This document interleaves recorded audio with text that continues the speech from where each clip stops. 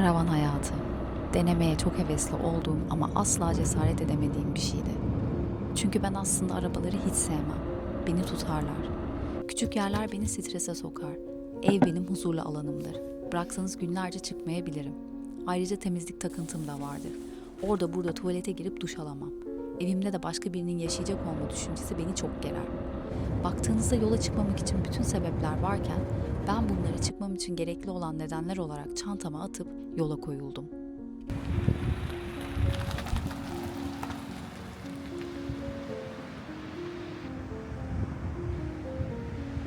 Merhaba, ben Gökçe ve bu benim yol hikayem.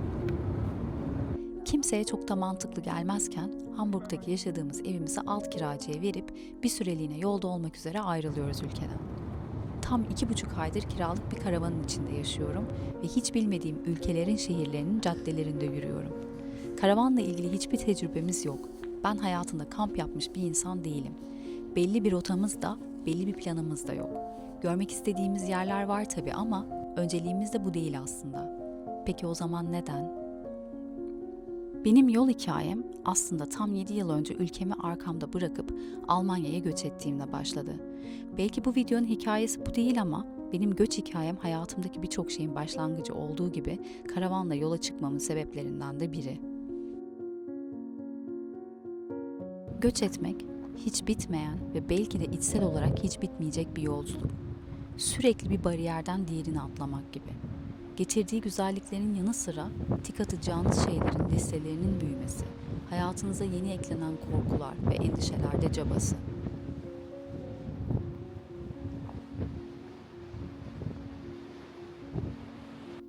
Göç edelim ya da etmeyelim. Hepimizin hayatında yaşadığı benzer zorluklar var. Kendimize sürekli şunları diyoruz mesela. Seneye rahatlayacağım, şunu da bir halledeyim, bu eğitimi de alayım, bu işe de gireyim. Derken yapmak istediklerimize asla zaman bulamıyoruz. Hatta öyle unutuyoruz ki kendimizi, bedenimiz bize sinyaller göndermeye başlıyor. Bende de tam olarak böyle oldu. Enerjimin artık ciddi anlamda tükendiğini hissettiğim, bedensel ve zihinsel olarak çok yorulduğum bir yılın ortasında artan ağrılarım sebebiyle kendimi önce onlarca doktor muayenehanesinde, bunun ardından da 2 ameliyat masasında buldum.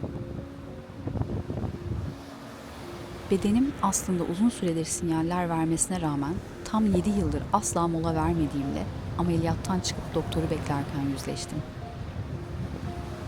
Hani hep şöyle hikayeler vardır ya, şunu yaşadım ve aydınlandım, başıma bu geldi ve o an hayatım değişti.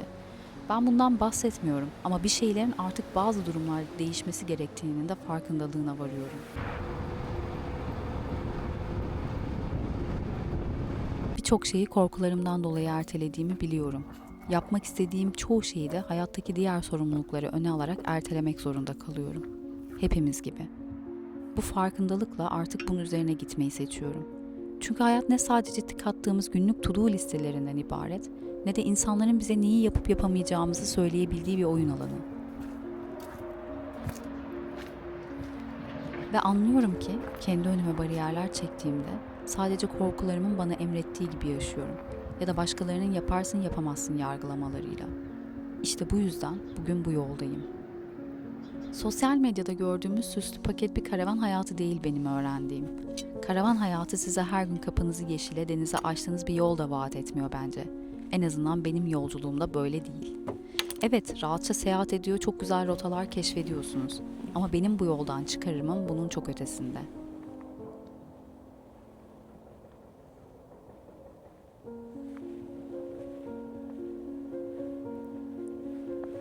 Kulağa biraz romantik gelebilir belki ama benim için bu 8 metrekarelik alan hayatta kendime en çok yaklaştığım yer oldu.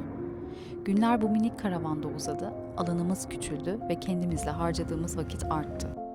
Ayaklarımı toprağa bastım ve uzun yürüyüşler yaptım. Hep aynı giysileri giydim. Telefonumu prize takabildiğimde sevindim, sıcak su bulduğumda ise yeni doğmuş gibi hissettim. Ve ilk defa korkularımın karşısına böyle güçlü bir şekilde geçip oturdum. Sahip olduklarımı ilk defa bu kadar net fark ettim. Onlar için hiç etmediğim kadar içten teşekkür etmeye başladım. Yola çıkmadan önce bunun bir tatil olacağına inanırken şimdi bunun bir yolculuk olduğunu anlıyorum. Kendime doğru yaptığım bir yolculuk. Ve şunları sorguluyorum bu yolda. Korktuğun ve kaçtığın şeyler belki o kadar da korkunç değildir. Yapamam dediğin şey belki sadece geçmişten taşıdığın bir inanıştır. Hiç vazgeçemem dediğin şeyler de belki sandığın kadar vazgeçilmez değildir. İşte benim yolculuğum böyle başladı. Denemekten çok çekindiğim bir şeyin tam içine atılarak ve hiç de korkulacak bir şey olmadığının farkına vararak. Peki senin yapmak istediğin halde ertelediğin o şey ne?